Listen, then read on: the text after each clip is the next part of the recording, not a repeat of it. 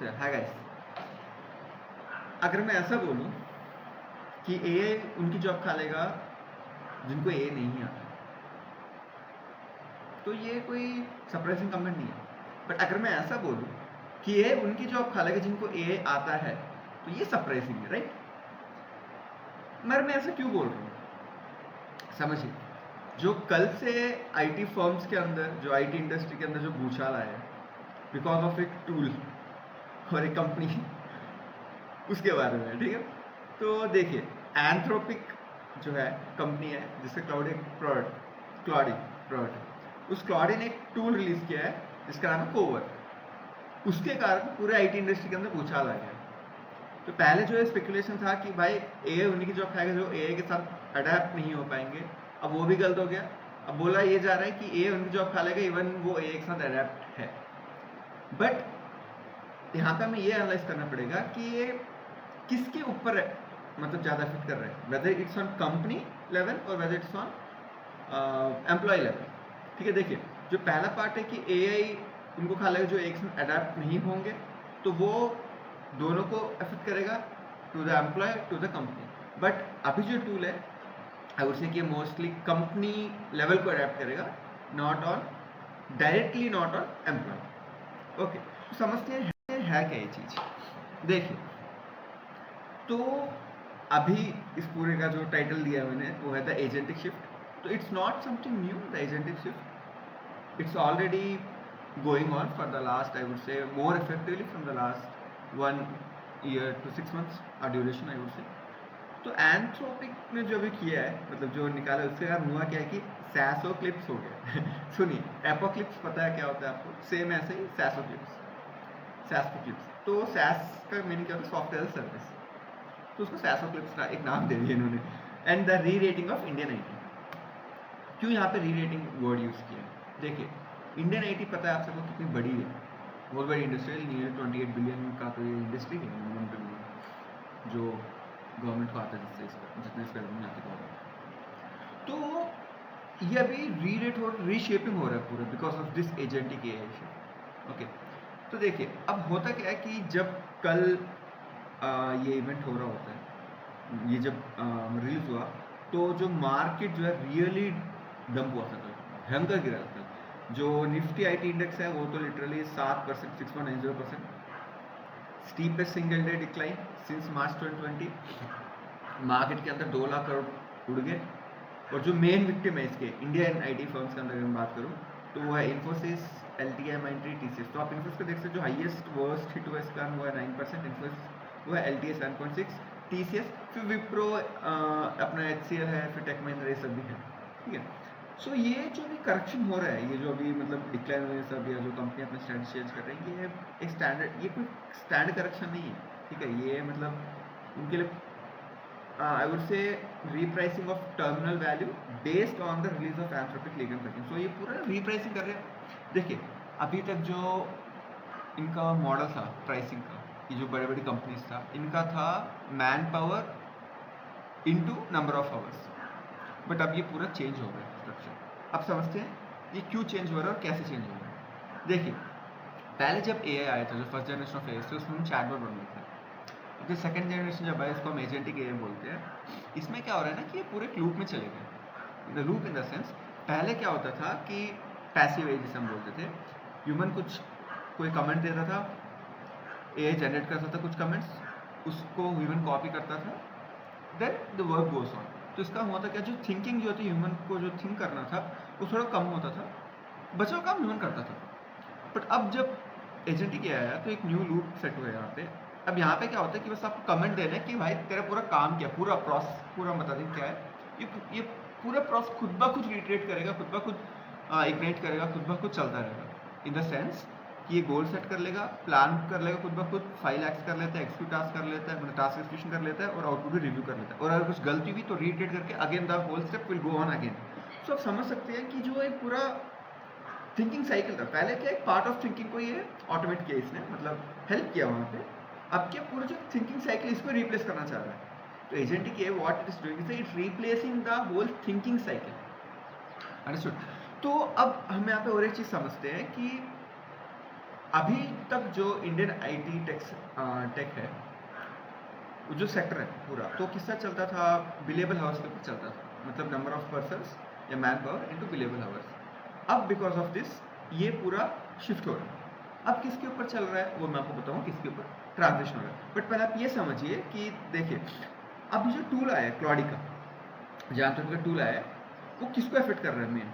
तो ये कोई एक डोमेन का अफेक्ट नहीं कर रहा है, ये मल्टीपल डोमेन का अफेक्ट कर रहा है। बिकॉज जो कोवर्क है, जो टूल का नाम है, वो अब पूरा एक मतलब सिस्टम के साथ इंटीग्रेट हो सकता है। तो अब आपने देखो कोपाइलट, कोपाइलट भी सेम ऐसे एक सिस्टम है जो इंटीग्रेट हो सकता है कोडिंग अमाउंट के साथ। द सेम लाइन ये जो कोवर्क है, ये भी उसी लाइन में है बट थोड़ा डिफरेंट है और वास्ट है। सेम एज आप माइक्रोसॉफ्ट 360 के अंदर जाओगे तो आपको वैसे पूरा एक आईडी मिलता है। मतलब आप अपने क्लाउड, जैसे आप कोई कंपनी है, ठीक है, उस कंपनी में अगर 360 का लाइसेंस ले रखा है तो आप देख सकते हो कि उस कंपनी क्लाउड है, क्लाउड के अंदर कोई भी डॉक्यूमेंट को हम एक्सेस कर सकते हैं, उसको पूछ सकते हैं। द सेम लाइन ये भी वैसे ही कर सकता है, बट ये थोड़ा और वेस्ट है, ठीक है, और डिफरेंट डोमेन पर काम कर सकता है। तो एग्जाम्पल देखिए, आप कोई टास्क है, कॉन्ट्रैक्ट रिव्यू करना है, वैसे जूनियर एसोसिएट्स को दिन लग जाते हैं इसके अंदर करने के लिए, मैनुअल क्लॉज कंप्रेशन में बहुत टाइम लगता है। इस कारण क्या हुआ, प्लगइन है, रिव्यू कॉन्ट्रैक्ट है, और बाई क्लॉज बाई क्लॉज कर लेगा, बस मिनट्स में कर देगा काम। Same go for non disclosure agreement, risk assessment team होती है जो पूरा देखती है, बट ये क्या, प्लगइन ले लो, ऑटोमेटिक कैटेगराइजेशन में फ्लैगिंग कर लेगा। इसके बाद फिर रिसर्च, रिसर्च के अंदर आपको पता है ड्राफ्टिंग करने में बहुत ज़्यादा टाइम लग जाता है, ये थोड़ी देर में पूरा रिसर्च कर देगा और ड्राफ्ट भी कर देगा उसको। तो समझ लो कि थ्रेट जो है ना, जिस टेक्नोलॉजी अटैक से time and material model directly, तो जो थ्रेट है वो इनका मॉडल के ऊपर डायरेक्ट लग गया। क्योंकि देखिए, ये एक तो कमाते पैसे टाइम के ऊपर, जो जितना टाइम उतने पैसे भी लगते थे, ठीक है, और जितना ज़्यादा मैन था उतना पैसा। अब यहाँ पे क्या हो रहा है, if a task takes minutes instead of days, billable hour evaporates. सिर्फ अगर टास्क मिनटों में खत्म हो जा रहा है ना कि दिनों में, तो एक तो पैसा अमाउंट वहीं कम हो गया, और मैन पर, क्योंकि जब दिन में, जब मिनट में खत्म हो जाता है तो मैन पर की बात हो तो पूरा आउट ही हो जाता है वहाँ से, समझे? तो अब यहाँ पे देखिए कि ये जो अफेक्शन हो रहा है, जो अफेक्ट हो रहा है पूरा, तो कौन से लेवल पे हो रहा है? ये वैसे हो हर एक लेवल पे रहा है, बट जो मेन अफेक्ट हो रहा है, ये जो बिकॉज ऑफ दिस टूल, ये हो रहा है लोवेस्ट लेवल, जो मतलब जो जूनियर एसोसिएट्स हो गए, जो न्यूली ज्वाइन होते हैं, बिकॉज वो मैक्सिमम रूटीन टास्क करते हैं, या तो टेस्टिंग करते हैं, या तो बेसिक कोडिंग करते हैं। तो because of this AI tool वो पूरा रिप्लेस हो रहा है। सेकंड, जो मैनेजमेंट और आवर साइड है, जो थोड़ा मतलब मैनेजर डिसीजन थोड़े थोड़े होते हैं, जिसके अंदर थोड़ा बहुत नॉलेज, डोमेन नॉलेज होने की जरूरत होती है, वो कहीं वो थोड़े लेवल पर रिप्लेस किया जा सकता है इसके कारण। तो बिकॉज ऑफ दिस ये पूरा जो ड्रामा जो है अभी चल रहा है, ठीक है। तो बिलिंग मॉडल पहले क्या टाइम मीटर लगा था, वो शिफ्ट होने वाला है। तो अब जो डिफरेंट न्यूज़पेपर है, न्यूज़ चैनल है, वो किस तरह इसको मतलब देख रहे हैं। देखिए, इकोनॉमिक टाइम्स लिखा है, AI is no longer an productivity enhancer, it's a competitor. या ये कंपटीटर बन चुका है, किसके अगेंस्ट कंप्यूटर बन चुका है? कंपनीज के अगेंस्ट कंपटीटर है। मतलब जिन्होंने इसको जन्म दिया, मतलब जिन्होंने इसको बर्थ दिया, उन्हीं के अगेंस्ट कम्पीट कर रहे थे, कि उनकी एग्जिस्टेंस के ऊपर कम्पीट कर रहे हैं, लाइक दैट, ठीक है। तो अगर हम ये मतलब ये जो जितना चीज़ बोला जा रहा है कि ये उसको रिप्लेस कर देगा, ये उस पॉइंट को रिप्लेस कर देगा, but as me I am AML engineer, जहाँ तक मैं मतलब जब हम सिस्टम डेवलप करते हैं या हम कोई टेस्टिंग करते हैं, कुछ भी करते हैं, या डिसीजन मेकिंग के लिए उसको यूज़ करते हैं, तो आई वुड, तो जहाँ तक मैंने देखा है, इसके ऊपर ज़्यादा रिलाई नहीं कर सकते ये जो काम करते हैं।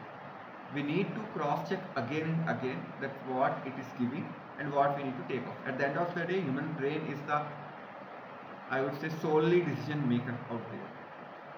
क्योंकि देखिए, इवन जब हम इनको डिज़ाइन करते हैं, सॉल्यूशन डिज़ाइन करते हैं, आर्किटेक्चर करते हैं, तो हमें वहाँ पे उसको इनपुट्स देने पड़ते हैं कि तो सोचना कैसे, mean how do you need to think. So that's way human intelligence is always superior. Coming to reality check, देखिए मेन प्रॉब्लम क्या होती है इनके साथ, कि फायरवॉल का इश्यू आता है, because autonomous agents create autonomous risk. हाँ, क्योंकि देखिए जब एजेंट्स का कोडिंग करते हैं, तो ये ऐसे नए वाले एक वनरेबिलिटीज या बग्स बना देते हैं जो हम सोच नहीं सकते कि वहाँ पे एग्जिस्ट करेगा भी बोल के, समझ रहे?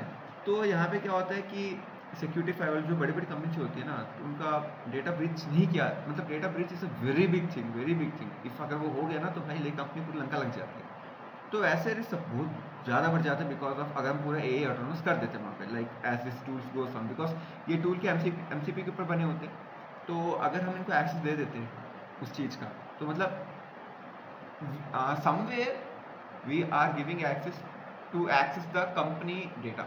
So it's, yeah, we can mitigate that, but still I would say that's not 100% correct point to go on there. Okay, so enterprise, यहाँ पे आप एक चीज़ देखिए, enterprise can't simply turn on agents due to massive attack surfaces. उसके बाद फिर SQL injection का issues होता है, राइट? क्योंकि क्या पता कुछ ऐसा हो जाए जिससे कि वो पूरा डिलीट ही कर दे एक तरफ से, या पूरा डेटा ही चेंज करने लग जाए जो ओरिजिनल डेटा था उसको, ठीक है? ये प्रॉब्लम है। अब कमिंग टू रियलिटी चेक 2, देखिए द लेगेसी बैरियर। तो जो बिग कंपनीज है ना, मतलब जो वेरी ह्यूज एंटरप्राइज करती है, तो उनका जो कोड है या उनका जो सर्विस है वो इतने बड़े और वो इतने कॉम्प्लेक्स है कि वहाँ पे समझने के लिए बहुत ज़्यादा टाइम लगता है। स्टिल जो अभी अपना ए एजेंट्स है, जो भी चीज़ है, ये जो टूल्स है सब आएंगे, ये बडिंग लेवल पे, ठीक है, खिल रहे हैं अभी बस, very small level. They need very much more intelligence and they need to become very much more intelligent than what they are right now. Okay, तो जब हम बात करते हैं लेगेसी सिस्टम्स के ऊपर, तो जो परफॉर्मेंस और कॉम्प्लेक्सिटी के कारण ये डाउनग्रेड किए जा सकते हैं, ठीक है? इवन जो अभी अपने व्हाट डू यू से top and model, top notch models है, फ्रंटियर मॉडल्स हैं, वो भी कॉम्प्लेक्सिटी फेस करते हैं, वो भी हर्डल्स फेस करते हैं इनको सॉल्व करने के लिए, और कहीं ना कहीं ये एक लूप पे चल जाते हैं जो चलता ही रहता है, करेक्शन लूप जो चलता ही रहता है, एंड नहीं होता। At the end of the day वो nothing comes out of that loop. Okay, तो ऐसा चल जाता है। तो या it's again a barrier out there. Coming to 3, the organisational gap. देखिए यहाँ पे मेन क्या है ना कि there are many different kind of security layers in an organisation. ये ऐसा नहीं है कि बस आपने एक का एक्सेस पूरा क्रॉस कर देगा और it will get the file. No, there many more things which need to be taken care of there. और जो ए को क्रॉस करने के लिए जो कॉस्ट लगता है, कॉस्ट भी कम नहीं है। देखिए आप अगर फाइन टून आप एक चीज़ करते हो ना, तो वो बहुत ज़्यादा कॉस्टली अफेयर है। वो ऐसा नहीं है कि 2-3 रुपये 10-5 रुपये हो जाते हैं। द सेम लाइन हम ए को यूज़ करते हैं, जब हम सर्विस को यूज़ करते हैं, तो वो भी कॉस्टली है। Those are not come for free. So when we go for accuracy or when we go for precision, still we must have upper hand. But हाँ, repetitive task में somewhere we can go with the AI, but the key decision things or when it comes to point of stabilization or the governance one, definitely we need go for human only still. Okay, तो यह अभी जो है it's a very time, I would say the time और चाहिए AI को, it needs to get more mature enough to cross the hurdles which comes under when you go for any enterprise solution or legacy solution. Okay, तो देखिए अब यहाँ पे समझते हैं real factor why people are fearing because of this tool. Okay, देखिए जो mainly IT sector से, जो IT सेक्टर पहले था as I mention man power into number of hours पे चल रहा था, बट अब वैसा नहीं है। तो इट्स नॉट लाइक कि IT सेक्टर, इंडिया के IT सेक्टर ने कुछ सोचा नहीं उसके बारे में। दे नो यार, they are from an number of years in the whole industry, why they can't know about the uh, but या they somewhere lagged in the AI race, but now they are cooping up। वो भी change कर रहे हैं। पहले वो जो model था मैन पावर इनटू आवर्स का, अब वो चेंज करके एक ला रहे हैं फिक्स्ड प्राइस फॉर आउटकम। मतलब जैसे कि एक आउटकम होता है, उसको फिक्स कर देंगे, ओके अगर ये आउटकम रीच हो जाता है तो आपको इतने पैसे देने पड़ेंगे। अब ये डिपेंड करता है कि हम कितने वहाँ पर्सन लगा रहे हैं, कितने मैन पावर लगा रहे हैं, कितने टाइम के लिए लगा रहे हैं, ठीक है? इट्स लाइक हाउ अपना ये स्टार्टअप काम करते हैं, मिड साइज कंपनी जो काम करती है, जो आउटकम बेस पे ही काम करती है। बड़ी कंपनी वैसे नहीं काम नहीं करती। जो छोटी कंपनीज होती है, जो स्टार्टअप्स होते हैं, आई वुड से मिड साइज कंपनी, वो इस तरह काम करते हैं। वो फिक्स प्राइस पे ही काम करते हैं, फिक्स प्राइस पर आउटकम पे ही काम करते हैं। तो अब कंपनीज उस लेवल पर जा रही है, ठीक है? बिकॉज ऑफ दैट देखिए अगर फिक्स प्राइस हो जाता है तो एक चीज़ मैं बोलूँगा कि मार्जिन बढ़ जाएंगे, then what right now it is okay. And proprietary solution बढ़ रहे हैं because Indian IT firm know that what it needs to do in, I would say at a correct time, even it's not now late for those companies to cope up. They have already their launched their on AI proprietary solutions। अब जैसे Infosys ने Topaz Fabric launch किया, ठीक है? Wipro 360 बोल के launch किया, HCL ने AI Force बोल के लॉन्च किया, और TCS ने TCS इंटेलिजेंस बोल कुछ अपना लॉन्च किया, या डिफरेंट कंपनीज अपना डिफरेंट नेम के साथ कोई एक अपना इंटेलिजेंस लॉन्च कर लेती है वहाँ पे। ठीक है, अब हाँ ये ऐसा नहीं है कि पूरा खुद ब खुद स्ट्रक्चर कर रहे हैं, उसको बना रहे हैं एलएलएम्स को।